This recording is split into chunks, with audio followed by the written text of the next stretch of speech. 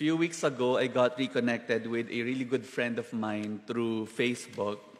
And the last time I saw him was before I joined the seminary. And so I asked him, how was he? And he said, Father, I'm not good. I am very confused. So he started telling me his story. By the way, I asked permission from him if I could use his story as part of my reflection this weekend. He said, I was in my early 20s when I got married to a fantastic woman. And we were blessed with 2 children, a boy and a girl. And just like any typical household, my wife was the homemaker and I was the one working. My wife would take care of the kids, keep the house clean, do the laundry, cook for us, wash the dishes, works typical of a mother and wife, at least in the Philippines. While I would run a small business, earning enough to support a simple family lifestyle. But all this changed when 2 years ago, I lost my wife. And all of a sudden, I had to be both father and mother to my kids, providing for them, taking care of them, but also taking care of the house, the bills, and the chores, works I never did before. But Father, he said, I am happy doing all this for my kids because I love them and I want to give the best I can for them. But my oldest son, my boy, does not seem to appreciate all my efforts. He would not take his studies seriously. He would sometimes come home so late at night, leaving me so worried. And when I call his attention, he would sometimes answer back. Father, he said, I do not know what to do anymore.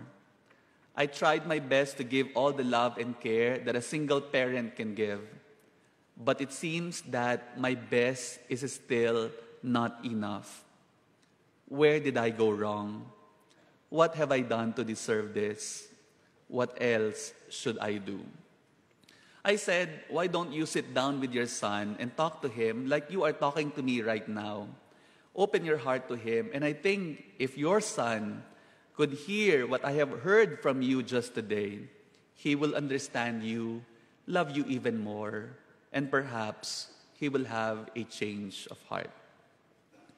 Last night, this friend of mine got back to me and said that things have become so much better now since he and his son spoke heart to heart a few weeks back. Praise the Lord, I said. I think every parent can very well relate to this. Parents do the best they can to give their children good lives, and parents show their love and care for their children the best way they can. But when children do not give the best of themselves to their parents as well, parents can't help but ask, where have I gone wrong? What have I done to deserve this? What else should I do? And this line of questioning is very much reflected in our first reading today.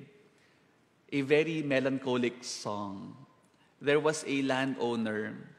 He owns a vineyard, and he did everything to prepare the vineyard for a fruitful harvest. He spaded it, cleared it of stones, built a watchtower, and hewed out a winepress. In short, he invested not only so much money, but so much effort, so much love, and so much of his energy to prepare the vineyard for a good harvest, hoping that eventually the vineyard will give him good fruits. But instead of finding good fruits, good grapes, he found in his vineyard wild fruits, wild grapes. So his question was, what more should I have done? I did my best, but where have I gone wrong? Did I not do enough? In the scriptures, we know God is the landowner and Israel is the vineyard. But we know very well today that we are God's vineyard. And God does everything for us to prepare us so that we can eventually bear good fruits. But very sadly, instead of giving God good fruits, we give Him wild fruits. Instead of showing Him goodness, we become wild repaying him with sinfulness. And so I think like a parent, God asks, how can you afford to do this to me when I have already given you my best? How can you afford to show me sinfulness when I have shown you nothing but goodness? Our gospel today brings out the same theme in a more concrete way. Again, there was a landowner who gave his best to ensure great harvest. He provided his tenants with everything they needed for a good harvest. But when he asked for his share, his fair share, his tenants refused to give it to him. So the landowner, doing some efforts to get his fair share, sent his servants to the tenants. But the abusive tenants seized them, beat them, killed them. And finally, the landowner sent his very own son, thinking that they would respect my son.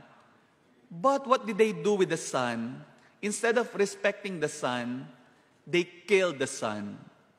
In short, the landowner showed nothing but goodness to his tenants. But what did they repay him with? Evil, ingratitude, selfishness, greed. Friends, doesn't this reflect our relationship with God? God shows us nothing but goodness and love and mercy and generosity. But what do we repay him with? Instead of giving him what is due him, we take him for granted. We take coming to Mass for granted. We come in late. We rush to go home as if he does not deserve our full attention.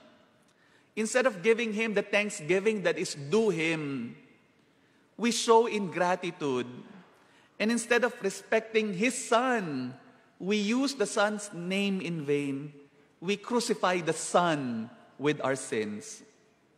Paraphrasing Saint Peter in Acts chapter 3, verse 15, the author of life came to us, but we killed him. And Jesus comes to us every day, but we repeatedly crucify him with our sins. How can we afford to do this to a God who has done nothing but good to us? How can we repay him with evil? When Mary appeared at Lazaret, she was wearing on her neck a very, very distinct crucifix.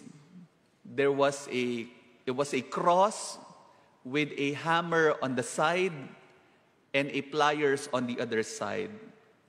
The hammer symbolizes our sins.